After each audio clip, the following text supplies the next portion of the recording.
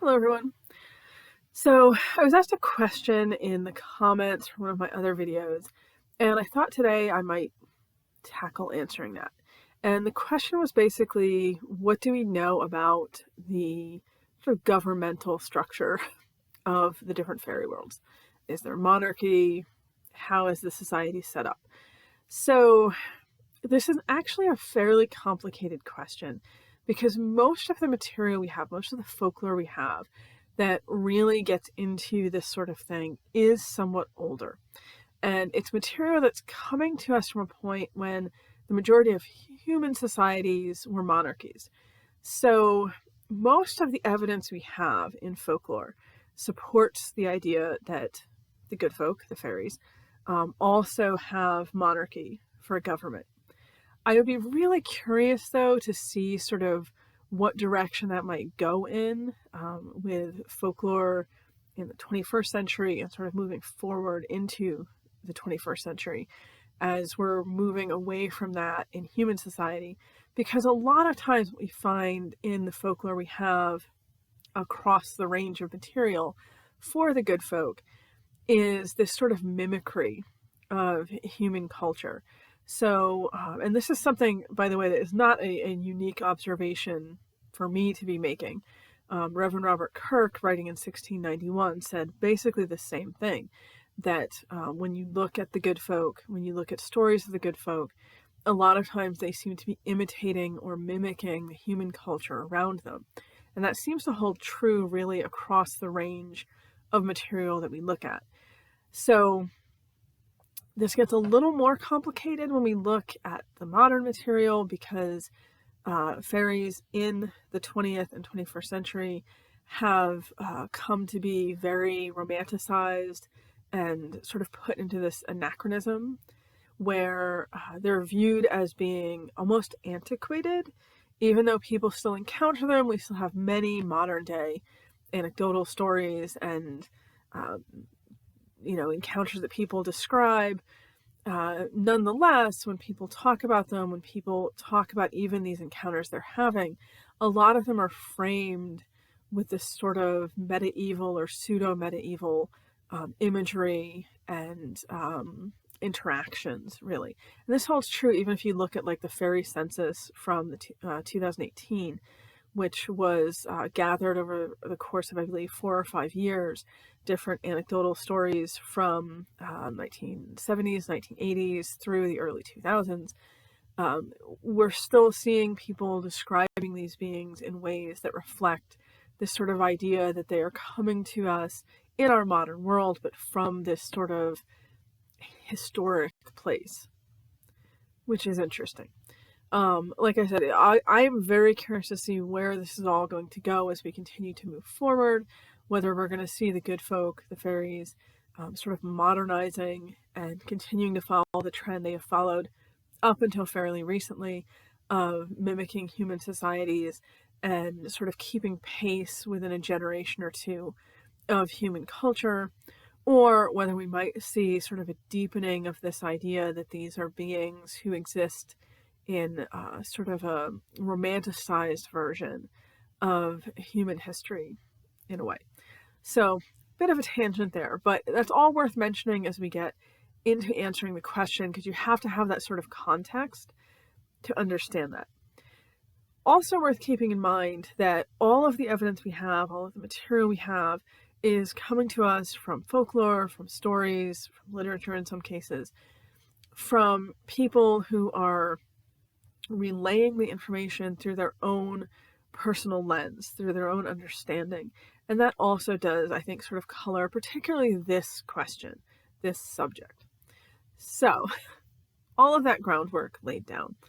When we look at the question of what sort of government do we see, what sort of governance system do we find across stories of the good folk, this is one of those cases in particular where we really can't make a broad generalization beyond that monarchy does seem to be fairly common. When you look at it, you really have to look at these different regions to get more specific answers. And I will say up front that while Ireland is my main focus and Scotland to a lesser degree, and I'm becoming sort of perforce familiar with the English folkloric and literature material. Outside of that is outside of my main purview. So I'm going to give my best attempt to answer the question, but definitely double check things like whales, for example, not my forte. I would recommend maybe Mara Starling for that. So when we look in the different areas, we'll start with Wales. It's the one I'm the weakest on. We do still see a monarchy coming up in folklore and folk stories. In the case of Wales, it is a bit of an outlier, as I understand it in the material, because we mostly see references to a king. And this is usually either Gwynedd Neith or Arawn would be the other main named king of Annwn, of the Welsh otherworld, the Welsh world of fairy, if you will. Again, broad generalizations here. And that is unusual because most of the other areas we're going to be talking about here in a minute, we see much more of an emphasis on fairy queens. With Wales, it tends to be fairy kings. So that aside, of course, we do still see this idea of monarchy, this idea that the good folk are ultimately ruled by or governed by a king. How that system actually works, though, we really don't know.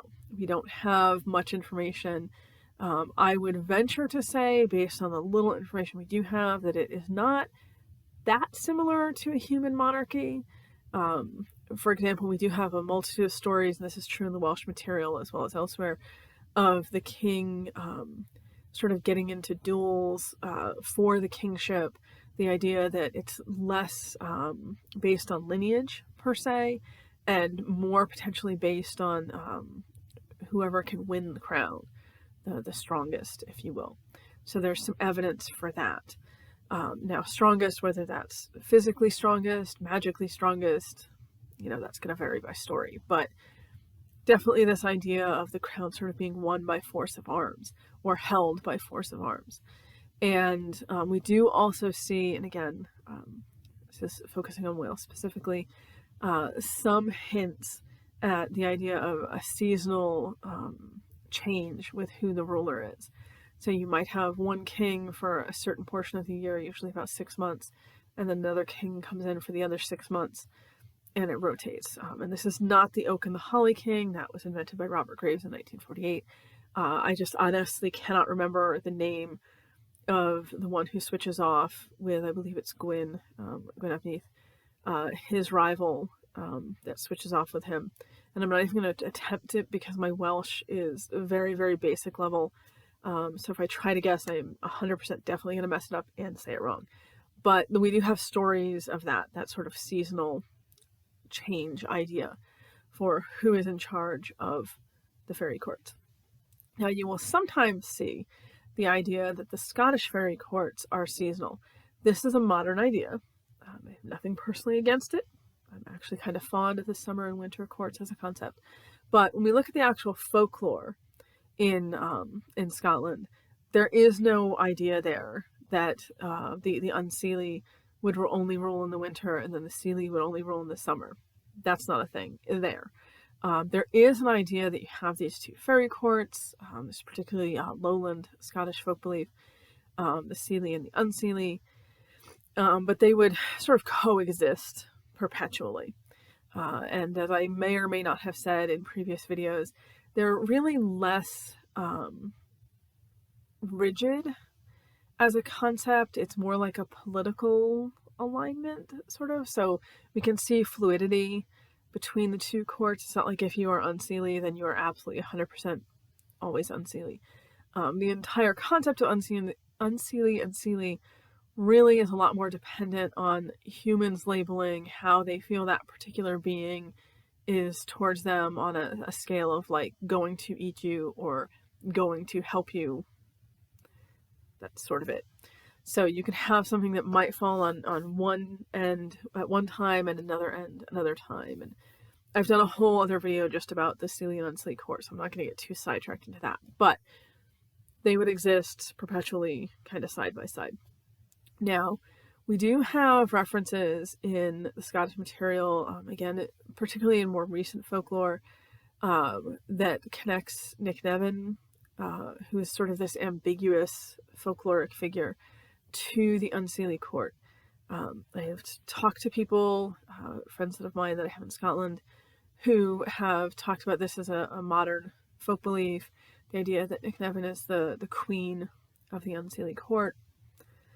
We do have some hints of that in the older material. Sir Walter Scott definitely ties her in at least to the more negative or dangerous fairy beings, and certainly as a queen of the fairies.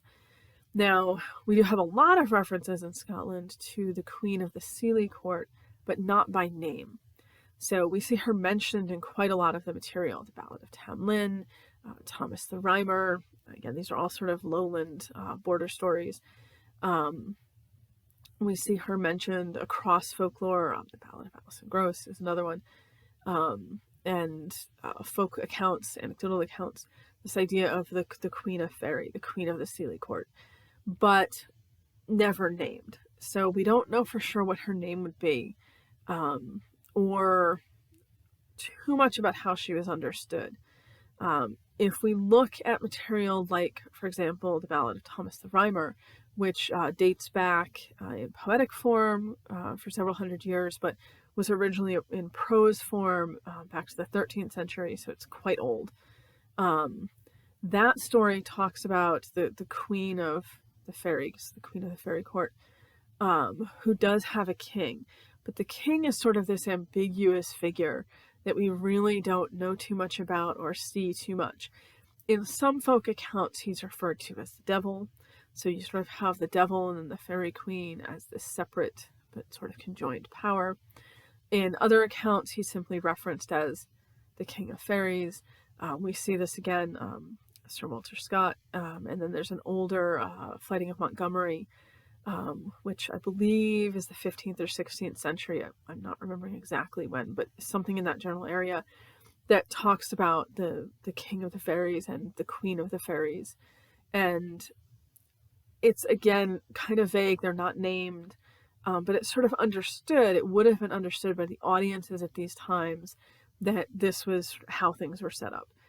And it's interesting to note that the queen of the fairies, the queen of the elves, elf and fairy used interchangeably in Scotland quite a bit, particularly in older material, that she sort of has this very strong independence that would not have been seen in the sort of mortal equivalents at the time. So whereas in the human world, kings are the ones that are going to have all the power, when we do see queens, it's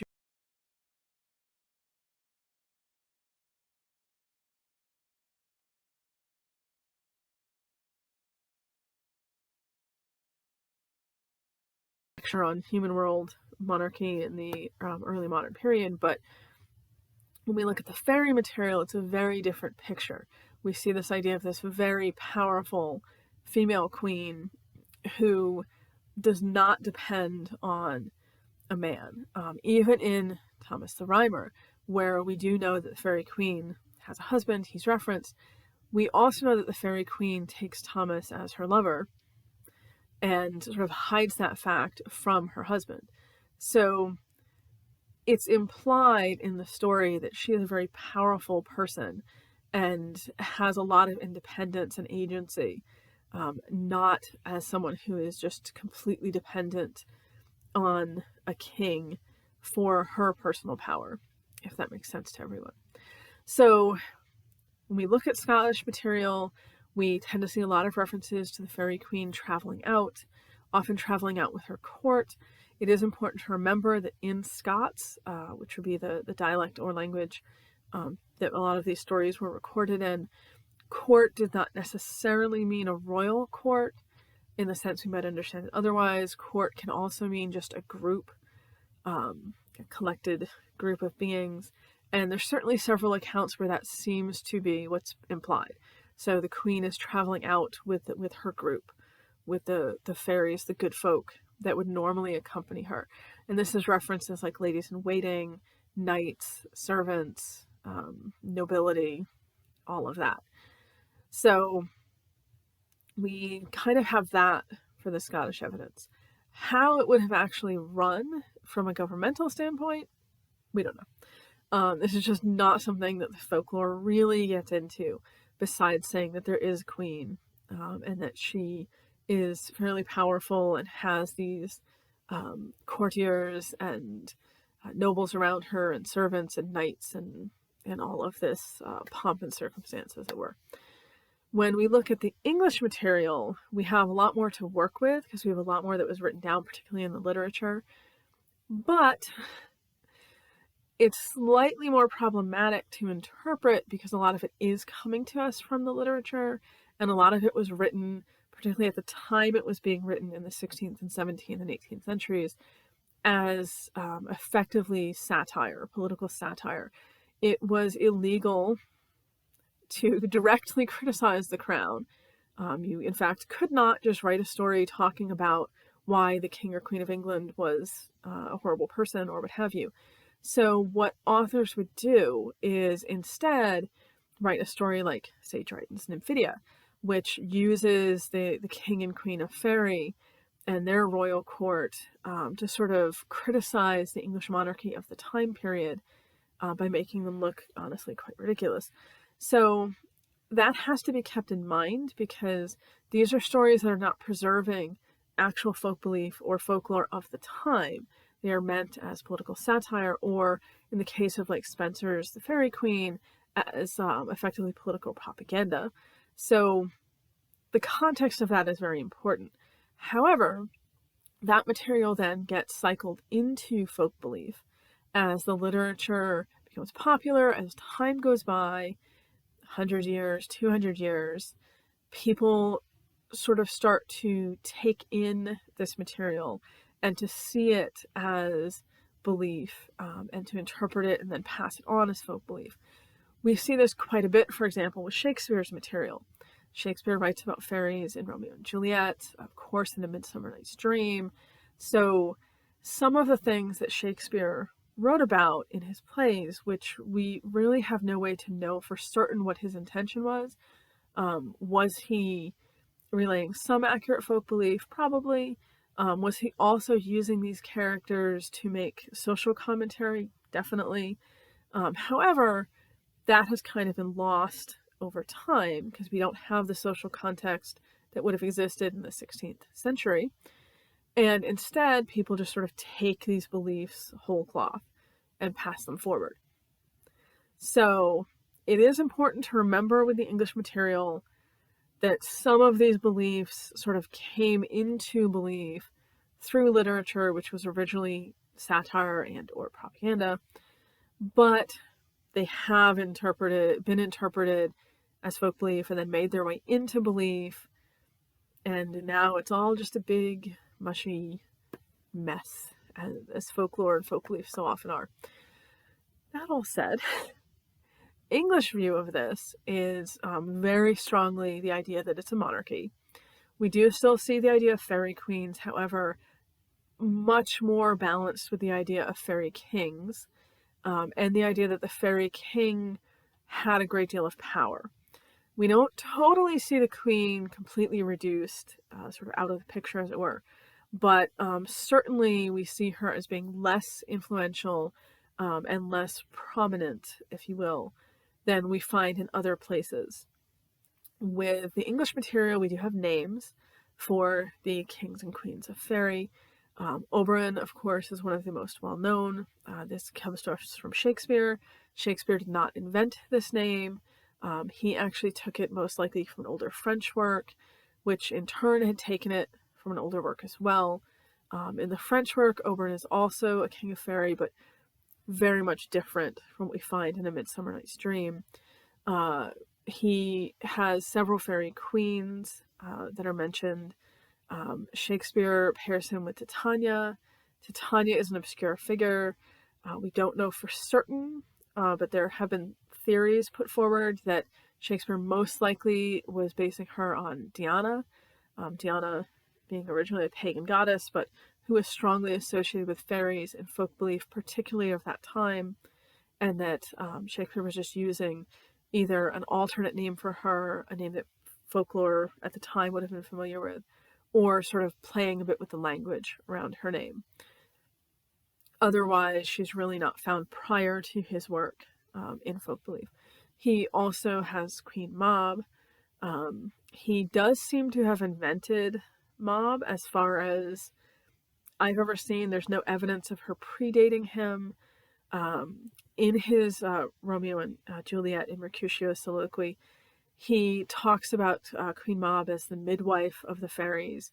He does not really describe her as this royal queen, describes her as the midwife of the fairies who brings dreams to humans, and specifically also as the fairy who punishes lazy servants by matting their hair, by putting elf locks in their hair. And it is worth noting that in the English language of the time, in Shakespeare's English, Mab was actually a word. It would have described a lazy, slovenly woman. So it's not a huge stretch here to see him choosing that name, which was not a name at that time, but choosing that word to use as a name, and then having that fairy be someone who punished women who would have been described with that word.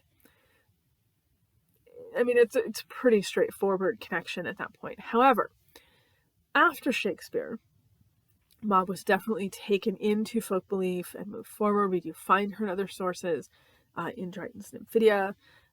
He pairs King Oberon with Queen Mab and has the two of them together as opposed to Titania. You'll also see references in English material to a fairy queen named Gloriana. Gloriana comes from Spenser's The Fairy Queen. She was meant to be the sort of idealized fairy version of the queen ruling England at the time. Again, Spenser's work being largely propaganda at the time. And also hence the name Gloriana. Not very subtle. You will see all of these names in modern folk belief: Oberon, Mab, Titania, Gloriana.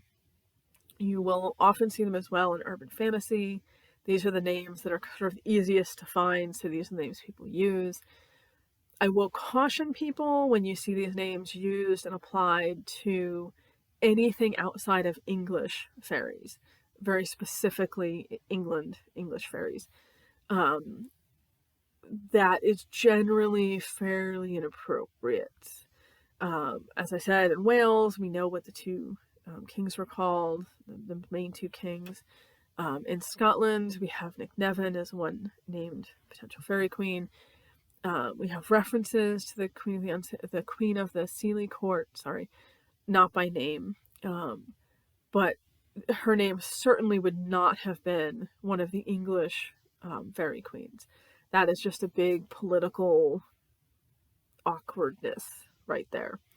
So whatever her name was or would have been historically, we don't know anymore, but it certainly wasn't Titania, Mab, or Gloriana.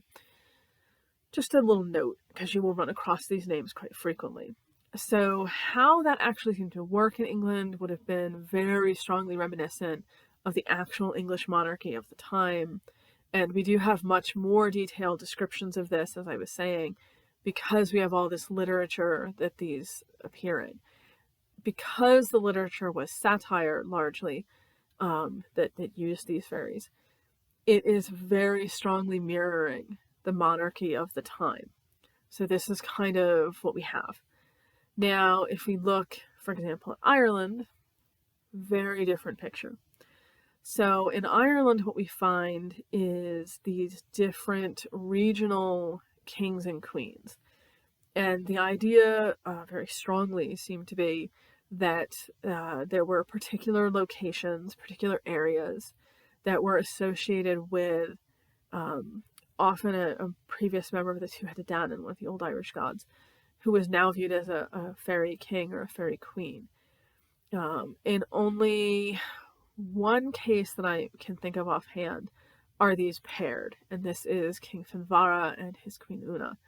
Although it is worth noting that they do each have their own she, they each have their own fairy mound.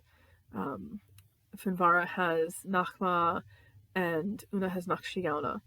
So even though they're paired together and thought to be a married couple, they still kind of have their own territory going on.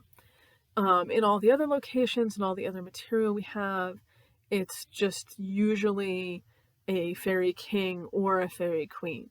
So we have King Downfarina in one area. The Dagda is said to be a king of the Sidhe.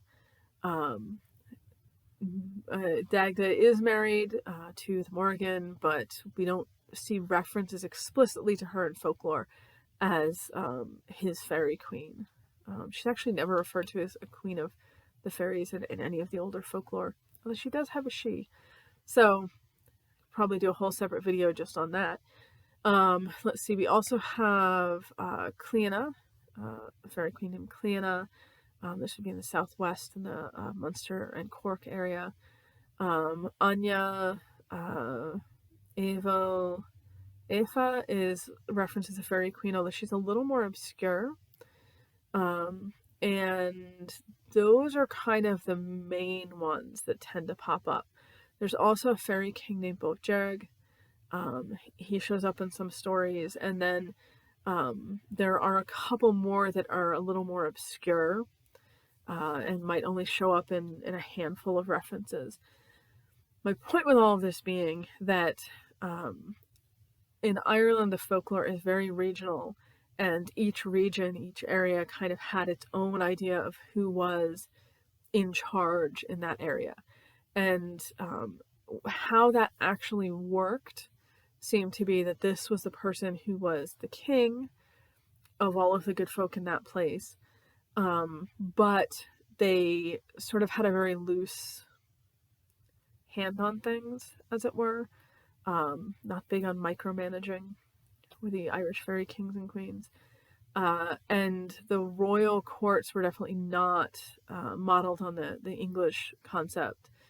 It was a much different sort of thing going on, which of course would have echoed the differences between the two societies.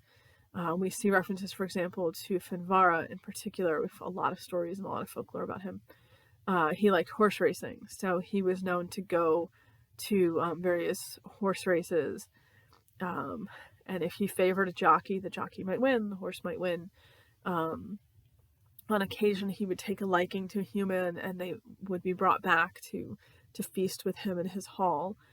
He was also very fond of human women and taking them back. It's a little questionable at how voluntary that was on the woman's part, but we have at least one account of a husband who had to go up to Nachma and dig in. Nachma, by the way, is not like a small hill. It's very, very large.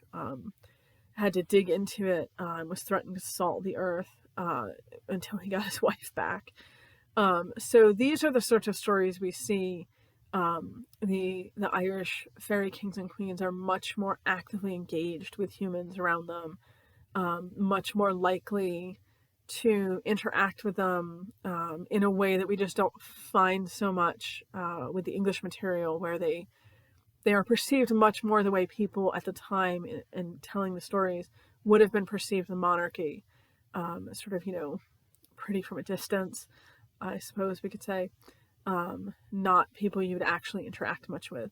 Whereas the Irish fairy kings and queens are much more interactive, much more tangible of a presence, I suppose we'll say.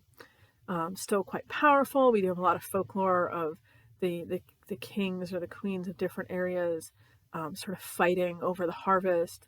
So if, this one wins, then they get the best of the harvest and the other one's area does not, and vice versa. And we have a lot of folklore and anecdotal accounts, stories in Ireland across and into the 20th century of people who ran across groups of the good folk, rival groups of the good folk, fighting or playing sports, particularly hurling. And so the entire sort of atmosphere around the concept in Ireland is very different than what we find in some of the other places. I should say that the Scottish material is closer to the Irish material than the English. It is a little structured the way the English is, with the idea of the court, with the nobility and courtiers and all of that. But it's much more interactive with humans.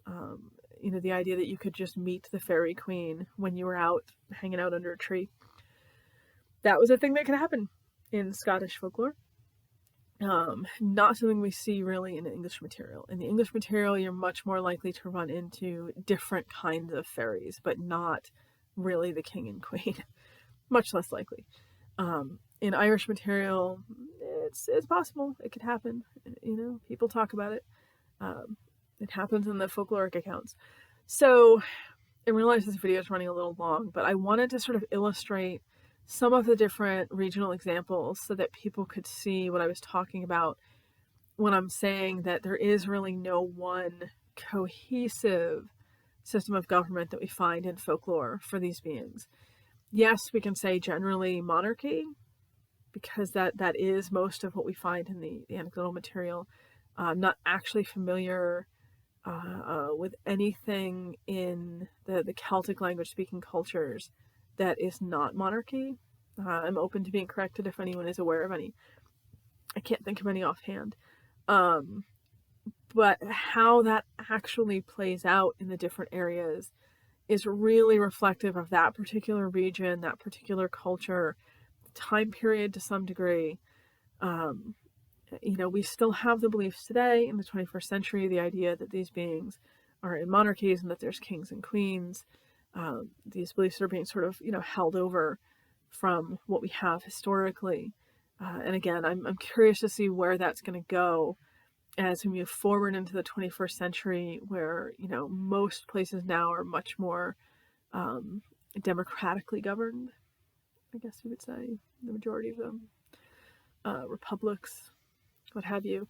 So as human systems of government have really changed, it's going to be interesting to see how that gets reflected in folklore with these beings. Again, I will reiterate that the majority of fiction involving these beings is still maintaining them in a monarchy of various interpretations. So that could also influence it. But that is what we know about how these beings, how the good folk, how fairies have government, what sort of system of government they have. Small regional kings and queens in Ireland, queens for the most part in Scotland, kings in Wales, and then sort of very reflective of the English monarchy in England, not surprisingly. So that's what we have to work with for what the folklore tells us. Again, how that actually plays out as a system of government is a little more difficult to interpret because it's just not something we have a lot of information on. Outside of the English material, which is just mirroring the English monarchy, we really don't have any stories in the folklore or even the literature that are describing like the nitty-gritty day-to-day of fairy government. We could certainly get into discussing some of the 21st century material that would count as sort of modern folklore, but then we run into the problem of having less of a body of belief that is supported by groups of people and discussing more of individual people's opinions and thoughts or channeled material, as it were. And not that I am judging and or criticizing that concept, but it does have to be understood in a different context. When we're talking about folk beliefs that are shared by a region or an area or, a group of people, as opposed to one particular person's concepts and ideas. And I will say that when it comes to looking at things like the modern 21st century channeled material, which I have studied, you're not going to find people who agree.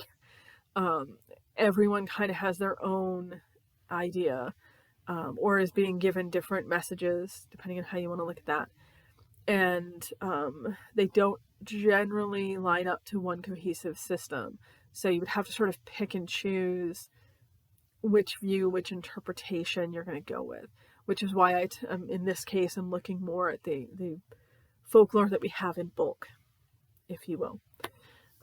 Beyond that, as I said, you'd have to get into the specific regions and look at it. But I hope that this at least answers the broad question of what sort of system of governance does the fairy world have, do the good folk have, and what little we know about how that would actually function. So if you have any additional questions on this, please let me know in the comments. If any of this was more confusing than helpful, please let me know in the comments and I can try to follow up and clarify. But hopefully this has covered all of the basics and all of the highlights on it in a way that at least gives people a rough idea of the subject and how it would work.